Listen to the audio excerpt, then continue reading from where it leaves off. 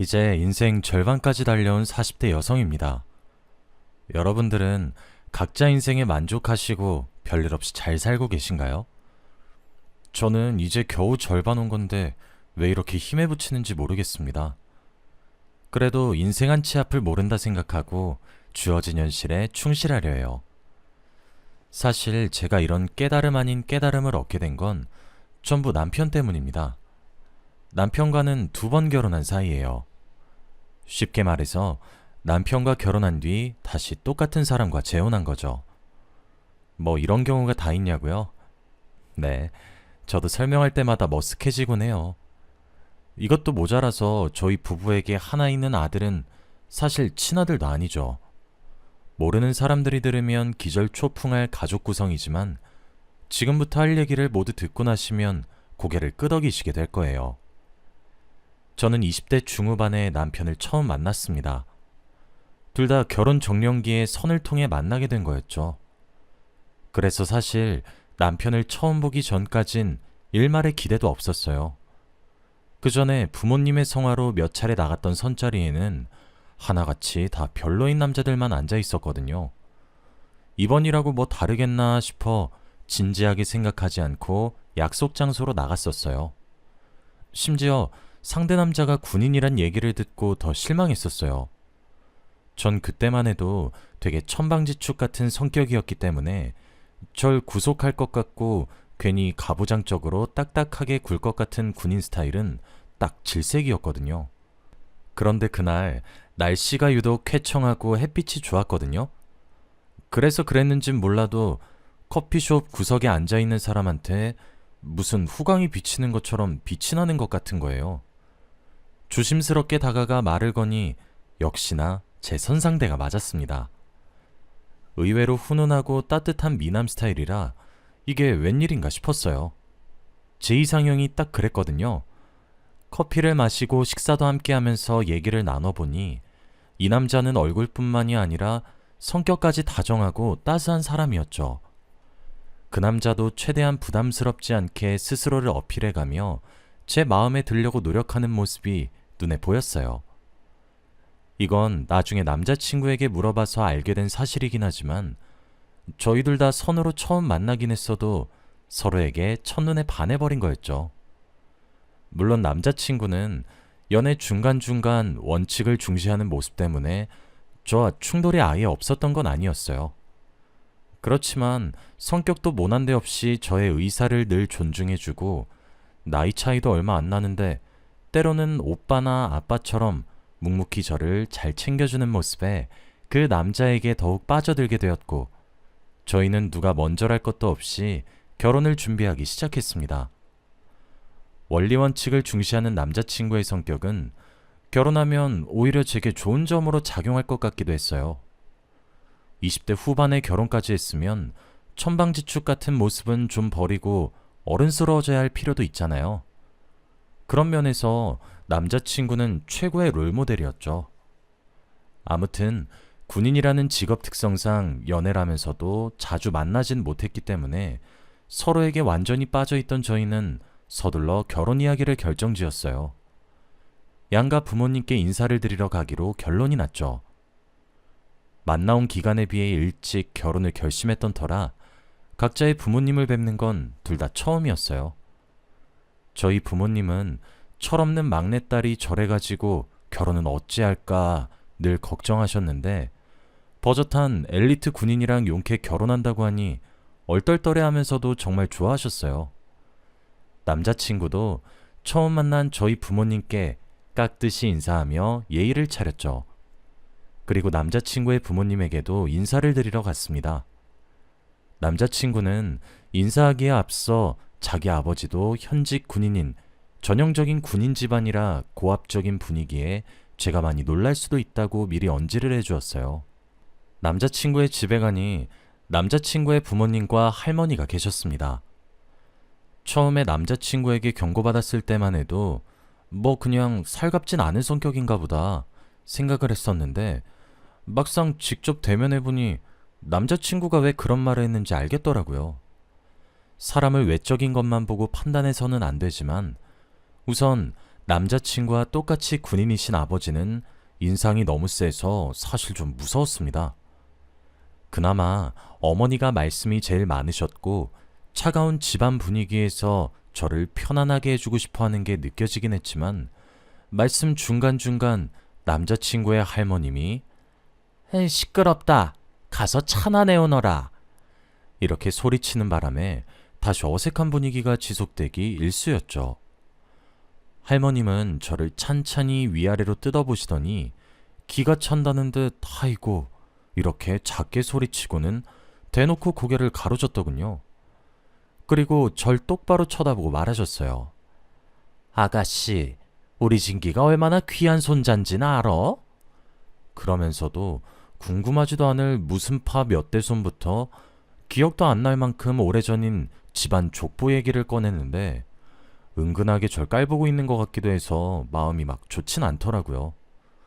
솔직히 족보니 양반이니 하는 것도 임진왜란 전후로 다 엉망진창된 거 누가 모르나요? 근데 저러는 꼴을 보니 조금 웃기기도 했고 암튼 그랬어요.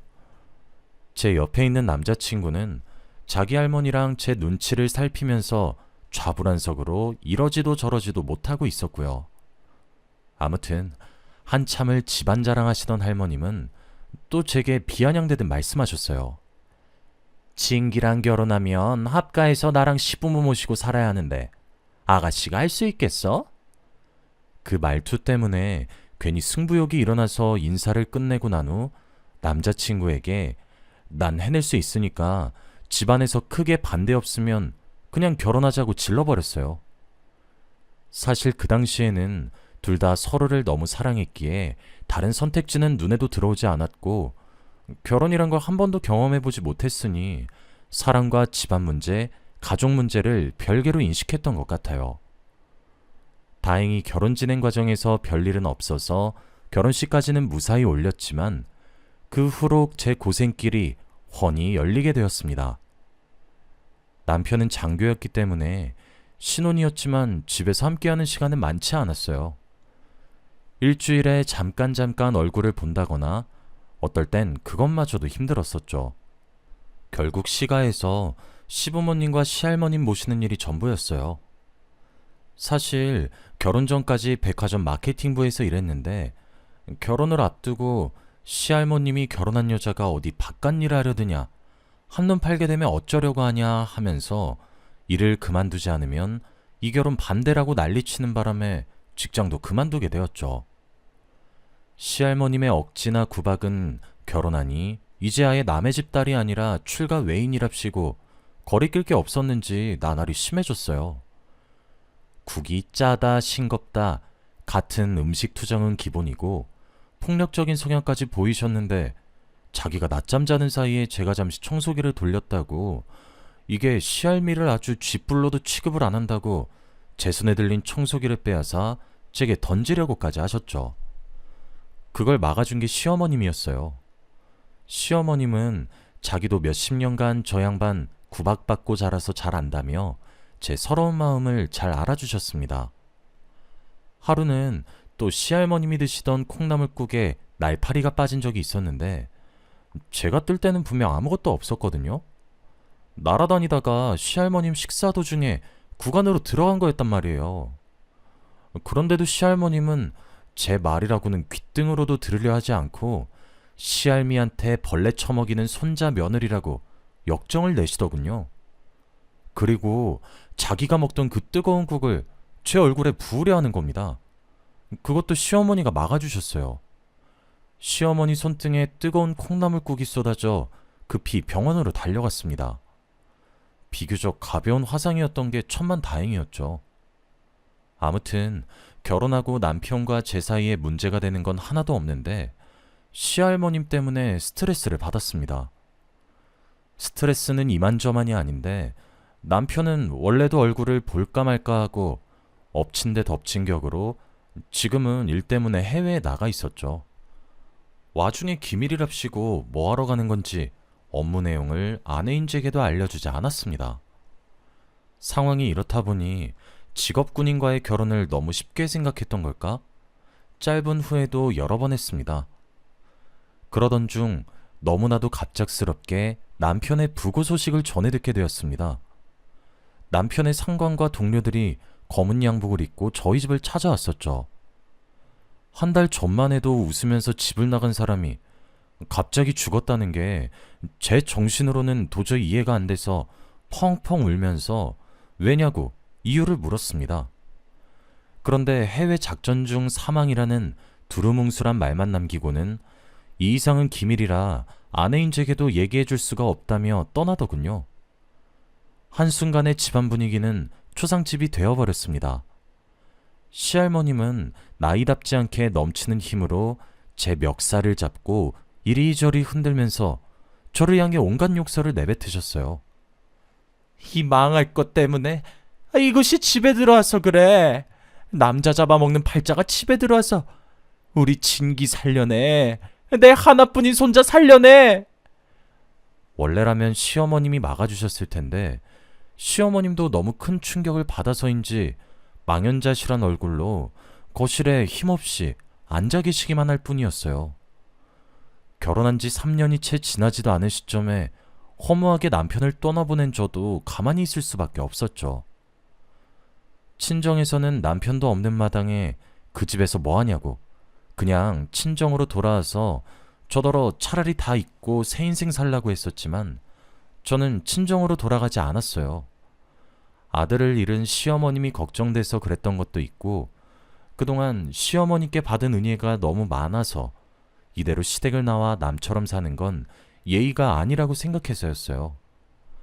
남편이 죽고 시할머님의 구박은 상상을 초월하는 수준이 되어서 가만히 있는 절 보고 살인자라며 소리를 지르거나 제가 눈에 띌 때마다 네가 우리 손자 죽였다며 눈에 도끼를 가득 품고 저를 노려보시곤 하셨어요. 그때마다 정말 힘들었지만 이를 악물고 버텨냈습니다. 그렇게 남편을 떠나보낸 지 1년이 지났을 쯤 저랑 가장 친한 사이인 소꿉친구도 불의의 사고로 일찍 세상을 떠나버리고 말았어요.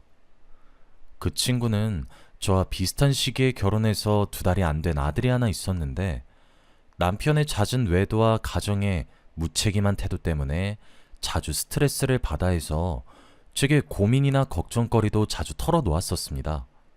하필이면 그 친구 부모님도 학창시절 일찍 돌아가시고 일가 친척과도 연락이 끊긴 천의 고아 신세나 다름없어서 제게 많이 의지했었어요. 그런데 친구가 죽은 지 얼마나 됐다고 친구의 남편 놈은 아이를 책임지기 싫다면서 저 말고는 들르는 사람이 거의 없는 장례식장에 혼자 남겨두고 도망갔더군요. 이 아이를 어떻게 해야 하나 고민 끝에 임시로 제가 돌보기로 마음먹었습니다. 보육원에 보낼 땐 보내더라도 가장 친한 친구의 아들인데 버려지는 꼴을 가만 볼 순 없어서였죠. 그런데 아이를 안자마자 왠지 모를 안도감이랑 혼자 남겨졌다는 동질감이 들어 저도 모르게 펑펑 눈물을 쏟아내고 말았습니다. 남편을 떠나보낸 기억을 일부러 묻어두고는 있었지만 갑자기 울컥하고 터져나올 때가 있었거든요. 제가 아이를 데리고 집에 돌아오니 시할머님, 시부모님 할 것 없이 다들 깜짝 놀라셨습니다. 당연했어요. 웬 아기인가 싶었겠죠. 제가 어른들을 모시고 죽은 친구의 사정을 이해시키고 아이가 행복하게 자랄 수 있을 마땅한 해결책이 나올 때까지만 돌보려 한다고 이야기했습니다. 그런데 얘기를 듣다 말고 시할머님이 자리에서 벌떡 일어나 저와 아이를 번갈아가며 손가락질하더니 분노에 가득 찬 목소리로 말하더군요. 이거 보게? 이게 어디라고 감히 거짓부렁이야? 얘 딱 보니 네가 밖에서 나온 애 아니냐? 손자까지 잡아먹더니 기어코 우리 집안 망신시키려고 이를 갈았구나. 시할머님의 말씀을 듣고 어이가 없어서 제가 어떻게 낫겠냐고, 그동안 저 배 불러온 적 있냐고, 시할머님 말은 말이 안 된다고 해명했는데 시할머님은 듣기 싫다고 배야 어떻게든 가리면 되는 거 아니냐고, 그러고 보니 그동안 펑퍼짐한 원피스 같은 걸 자주 입고 다니지 않았냐고 소리를 빽 치시더니 친구의 아들을 마치 제가 밖에서 나온 것 마냥 아예 기정사실화 시켜버렸어요. 아니, 아무리 그래도 그렇지 펑퍼짐한 원피스로 임신한 배를 어떻게 가리나요? 조금만 생각해봐도 말이 앞뒤가 안 맞는 걸 알 수 있잖아요. 시부모님이랑은 말이 통할까 싶어 진지하게 다시 얘기를 나눠보려 했지만 이미 시할머님이 하신 말씀으로 신경이 곤두선 상태였던 데다가 제 아들이 아닌 건 믿는다 쳐도 다른 집 핏줄을 굳이 왜 데리고 오냐고, 집안 살림 거덜낼 일 있냐며, 남편 죽은 지 얼마나 됐다고 왜 자꾸 주변에서 손가락질 당할 짓을 하냐고 저를 나무라시더군요. 아예 틀린 말은 아니었지만 늘 제 편이셨던 시어머니까지 단호하고 차갑게 말씀하시는 모습에 더 이상 시댁에서 지낼 수는 없다는 인상을 받았어요. 하기야 따지고 보면 제가 자발적으로 시댁에 남은 거기도 했고, 시댁 어른들이 반대하는 친구의 아이를 대신 키우려면 아무래도 그나마 친구와 안면이 있었던 저희 부모님이 계시는 친정으로 가서 키우는 게 맞는 것 같았죠. 그 일을 계기로 저는 시댁을 나와 친정으로 들어가게 되었습니다. 시할머님의 구박이 갈수록 심해지던 차라 더 이상은 못 버티겠다고 생각은 했었지만, 한때는 정말 각별했던 시어머님과 어색해진 사이로 떠나게 되어 많이 아쉬웠어요. 친정으로 온 저는 그때부터 친구의 아들을 제 아들처럼 키우며 남편 잃은 인생에 아이에 의지하며 살아가려고 노력했어요.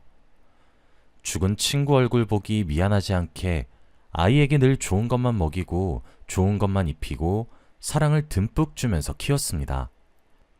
동시에 저도 아버지 어머니가 운영하시는 한식당 일을 도우면서 열심히 제 인생을 꾸려나갔고요.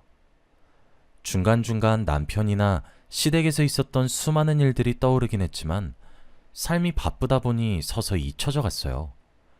그리고 아이가 하루가 다르게 쑥쑥 커가는 모습을 보고 있자니 예전 일 같은 건 잘 생각이 안 나게 되더라고요. 저희 부모님도 처음엔 아무리 그래도 어떻게 친구 아이를 대신 키울 생각을 하냐고, 왜 힘든 일을 사서 하느냐 하셨지만 어느새 친손주나 다름없이 사랑을 주는 모습을 보고 제 선택이 틀리지 않았구나 뿌듯했어요. 아이에게는 처음부터 친부모인 친구의 이야기를 해주었어요. 나중에 갑작스럽게 한꺼번에 알게 되는 것보다 친엄마는 아니지만 누구보다 사랑하고 있다고 알려주는 게 자연스러울 것 같았거든요. 다행히 아들은 사춘기 때도 그 흔한 말썽 하나 피우지 않고 반듯하게 자랐어요. 제가 늘 신경 썼기 때문에 정체성이나 자기를 버리고 간 친아빠에 대해서도 크게 집착하지 않았죠. 아들은 성격뿐만 아니라 학교 생활도 열심히 해서 학교에서도 좋은 성적을 거뒀어요. 모든 면에서 언제나 제 자랑이었죠. 고등학생 시절을 마무리하고 마침내 의대에 합격한 아들이 너무 자랑스러워 오랜만에 모자끼리 맛있는 저녁을 먹으러 외출하기로 했습니다.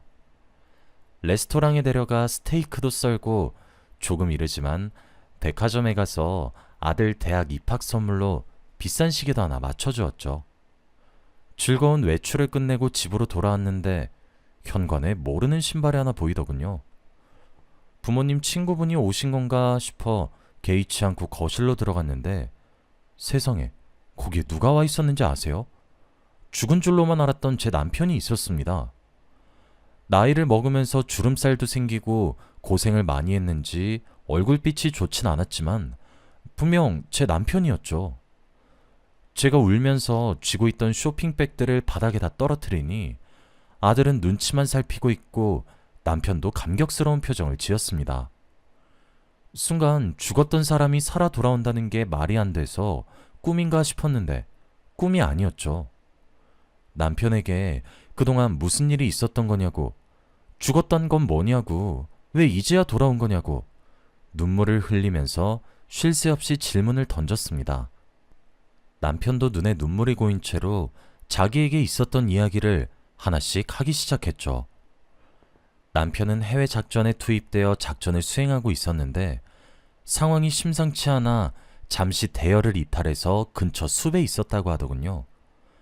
그런데 그때 자기가 있었던 건물이 폭발했고 도망치는 사이에 자기도 부상을 입고 외딴 오지나 다름없는 마을에 신세를 지게 되었대요.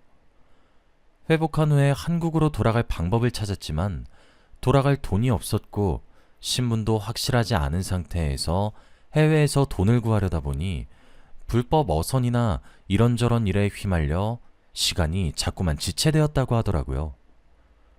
중간에 그냥 이대로 포기해버릴까 싶은 순간도 너무 많았지만 그래도 정신 차리고 먼 타국에서부터 목숨을 걸고 드디어 살아 돌아온 거였죠.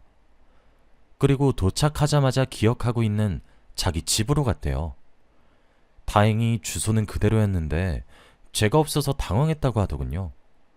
제 연락처로 연락을 시도했지만 저는 중간에 이미 번호를 바꾸면서 시댁과의 연이 끊겼던 터라 또 제가 지내는 곳을 찾느라 시간이 많이 걸렸다고 하더군요. 기쁨에 눈물을 흘리며 저희 부부는 그렇게 재회를 했어요. 헤어진 지 약 20년이 넘었는데도 다시 얼굴을 보니 참 좋더라고요. 남편에게 아들도 소개해 주었어요. 아들도 자기 친부모님에 대한 것만 알았지 제가 겪은 일은 자세히 몰랐는데 모든 일을 알고는 깜짝 놀라 입을 다물지 못했죠. 처음에는 둘이 어색해했지만 수시로 셋이 자주 만나며 식사도 같이 하고 여행도 몇 번 다녀오니 아들이 워낙 구김살 없는 성격이라 그런지 남편을 거의 아버지나 다름없이 대하더라고요. 그리고 얼마 후에는 남편이 제게 다시 청혼을 했습니다. 그동안 떨어져 있었던 시간도 길고 아들까지 생겨버려 순간 망설여졌지만 시댁과 아들만을 위해 열심히 살아온 제 자신에게 이제는 저만의 인생을 누릴 권리가 있다고 생각해서 승낙했어요. 한때 저를 집요하게 괴롭히신 시할머님은 제가 떠난 이후에 치매가 생겨 요양병원에 계시다가 돌아가셨다고 해요. 이제와 생각해보니 제게 말도 안 되는 역정이랑 억지를 부리신 게 다 치매기가 있어서 그랬던 게 아닌가 싶네요. 그리고 시어머님은 저를 다시 만나게 되어 기쁘다고 또 함께 재회의 눈물을 흘렸습니다. 제가 친구 아들을 입양하려 한 그때 너무 모질게 굴어서 미안했다고, 그때는 자기도 아들을 잃은 슬픔이 가시지 않아 예민하게 굴었었다며 그 후로 저 떠나고 한참을 후회했었다고 하셨습니다. 저는 다 괜찮다고, 이미 다 잊었고 아들도 멋지게 자라줬고 남편도 다시 만났으니 그걸로 됐다고 시어머님을 용서했어요. 주변에서 호구다 뭐다 해도 제가 행복하니 그걸로 충분하다고 생각해요. 남편과의 잃어버린 시간을 이제 다시 만끽하려고 해요. 저희 앞에 지금처럼 행복만 가득하길 바랍니다. 사연 들어주신 여러분도 모두들 행복하세요.